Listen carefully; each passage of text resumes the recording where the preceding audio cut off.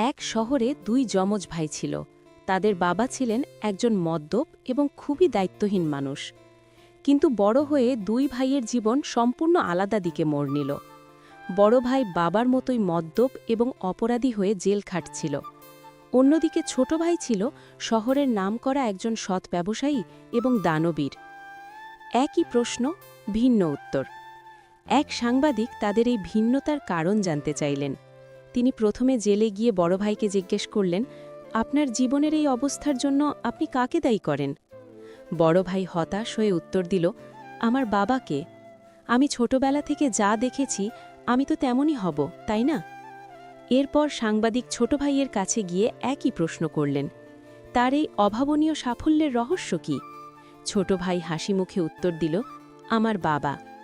সাংবাদিক অবাক হয়ে কারণ জানতে চাইলে ছোট ভাই বলল, আমি ছোটবেলায় বাবাকে দেখে ভাবতাম, মানুষ এমন হয়ে কিভাবে নিজের জীবন ধ্বংস করে।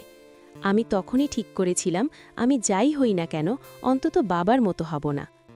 আমাদের জীবনে যা ঘটে তা আমরা নিয়ন্ত্রণ করতে পারি না, কিন্তু সেই ঘটনাগুলোকে আমরা কিভাবে গ্রহণ করব এবং তা থেকে কি শিখব সেটা সম্পূর্ণ আমাদের ওপর নির্ভর করে। পরিস্থিতি নয়, আপনার সিদ্ধান্তই আপনার ভবিষ্যৎ গড়ে দেয়।